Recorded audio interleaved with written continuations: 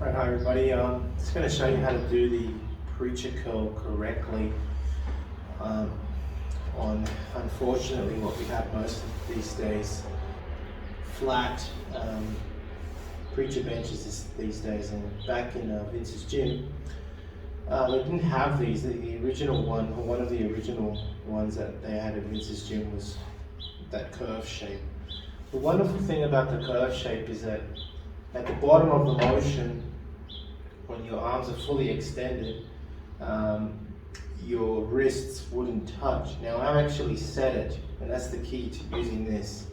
I've set it, because these are adjustable, so they can move up and down. Most people would have them quite high. Like if you go to a gym, most people would never set it as low as I did, and I'll show you what level it's supposed to be. See, here, the bar is actually over my nipples and across the middle of my chest side of the bar, the bench, right? It's too high, it's almost at armpit height. And then this is what they do. You know, they basically sit into it until their armpits literally touch the bench, right? It's pretty disgusting. And they curl like this, which doesn't really allow you to use maximum weight. The idea of the preacher bench was that on the sticking point, the preacher bench actually allows you to dig your elbows in, and as you push back, it gives you this leverage to lift really heavy poundage, which is why Larry Scott was famous for, you know, doing ridiculous poundages on the bench press. On the preacher bench. This is too high. The first thing in setting up a flat-sided preacher bench is to actually set it below your pec line. And funny enough, every time I go to the gym, people look at me weird that I drop it so much. And this is right, so here's my nipple level, and it's sitting beautifully on my, literally I can feel my lower ribs touching it. And when that happens, my armpits are no longer so low when the bench is set so high. It actually allows me to now place almost the lower part of my triceps here and my elbow, so that my wrists are literally not on the bench, not that they were in the previous setting. The idea is though that as you start using very heavy poundage, you can really now dig in your elbows in to lift the weight. That's the beauty of it. Whereas in this position, your shoulders are too forward, you're hunched, and you can't really dig in. See, you can't dig in anymore. It's like, because there's a space. There's a space between your elbow and the bench, and you might try, but the position that you're in right now doesn't allow maximum poundage to be used. Here it does. You can really get under the bench and really dig your elbows in and really lift the weight, right? So that's the key to using a incorrect preacher bench, like nowadays the flat-faced preacher bench, right? So set it to below your nipple height. Now when you're grabbing the weight, of course, you can use an easy bar curl or a straight bar. Get in close to the bench. Get your elbows set deep into the preacher and begin the curl.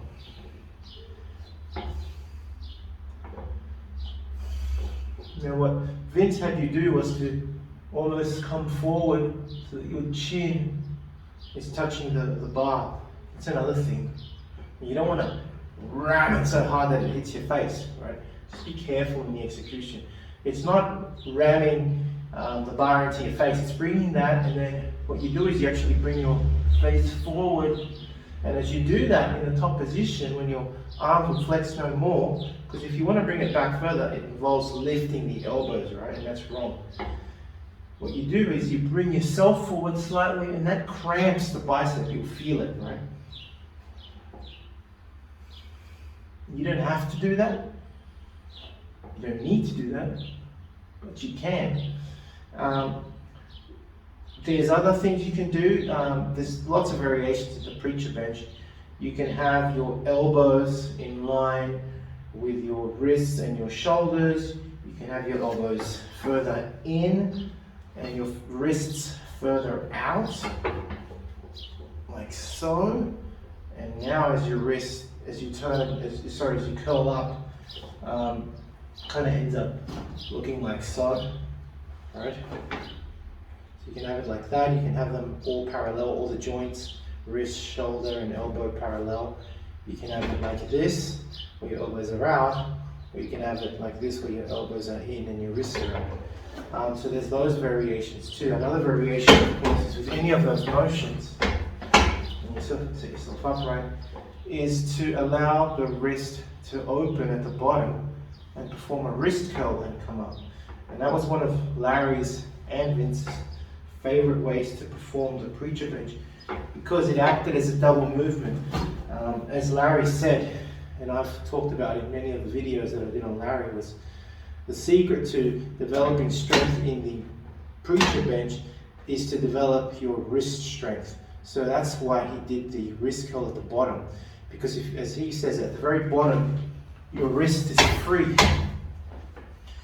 And the very first bit of the motion, you can see that the wrist actually curls a bit to come up. As he says, if you can't curl the weight with your wrist, there's no way you're going to be able to curl it, right? And, you know, it's a great thing to also do. Like, I actually did my first, from doing like the 6x6 method or whatever, the first set or two I won't do a wrist curl because the wrist takes quite a beating in such a position. So I let it warm up first, isometrically, and then I actually do the last few sets with the wrist curl to work the supination of the wrists. Yeah, that's how you perform a proper preacher bench. If I now do it with a bit of weight, you'll see the action of digging in to the bench. And here we've got a, I don't know, we can use a, just this weight right here. Just dig kilos, it's not much, but it's enough. I just did arms yesterday, so. Alright, so really set yourself up. So you can see I'm really in and under the bench, right? I'm not doing this thing where the bench is too high and people are forward like this with the back rounded. There's no power here. There's no power. You're purely dependent on the bicep, which is fine. It isolates the bicep, but this acts more like a spider curl, right? That's actually more similar to a spider curl, which is going to work your peak. If you really want to develop mass and size in your biceps and the full length of it, you need to support those elbows, and your back needs to be fairly straight, and your legs under it, so you can really brace the machine with your structure and really use as much strength as possible. Right? So, like so.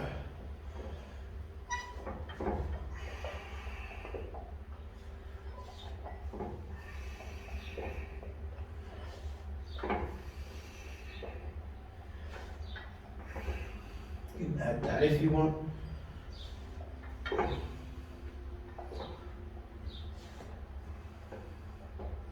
Like so. Alright? It's that simple. So you can really see my indentation here. You can probably see a little bit how indented it is here at the very top. That's a sign that I'm using, you know, this indentation caused by my elbows and arms is a sign that I'm using a preacher bench properly. And you don't see that often on preacher benches these days. That's how you perform a proper preacher bench curl on a flat-faced preacher bench. Now, if you're interested in learning more about Vince Gironda's approach to bodybuilding, his principles, and all these tips of wisdom that he has, I mean, there's so much stuff that probably hasn't been proven by science, and it will take science to prove or disprove Vince. But to be honest, these 3 books, I believe, which I call the Classic Physique Bundle, are the best books that Vince ever came out with. And they, of course, are the Wild Physique, the Master Series, and the Pro Series. Have a look at it this way. The Wild Physique, I believe, is like the ABCs of Vince Gironda's principles to bodybuilding. He teaches you the exercises and his principles. But how do you put them together? Well, the Master Series is a 14-month program of using all of these principles, all of the diets that Vince came out with, all of the exercises. And believe me, it's a brilliant, brilliant program. Many people have used it. I know personally a lot of bodybuilders that have actually used it and made fantastic results with it. And of course, the Pro Series was a book that he came out with later on, specially targeted for getting into competition. It's just these three books, as I call it, the Classic Physique Bundle, Vince's best work, and available, of course, at www.goldenerabookworm.com. Now, the Pro Series of Bodybuilding, which was targeted for professional bodybuilders, contains 6 programs, each of which go for 2 months each. So it's a whole year, again, in preparation for competition. Need a bodybuilding poster for your gym or office? Then check out Ironman Magazine archive.smugmug.com for the highest quality posters on the planet. Scroll through the galleries of all the legends, including greats such as Arnold, Frank Zane, Sergio Oliva, Serge Nubret, Tom Platz, and Larry Scott, and much, much more, and select your poster now. To support your favorite YouTube channel, please visit teespring.com/store/Golden Era Bookworm for merchandise, including t-shirts, hoodies, face masks, phone cases, and much, much more. Once again at teespring.com/store/Golden Era Bookworm.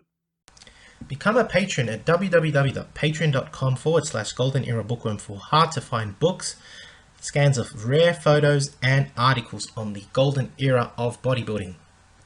To take full advantage of my collaborations, use code GEB20 with NSPnutrition.com and VinceGironda.com, as well as code BOOKWORM12 at OSL.com for a discount at checkout.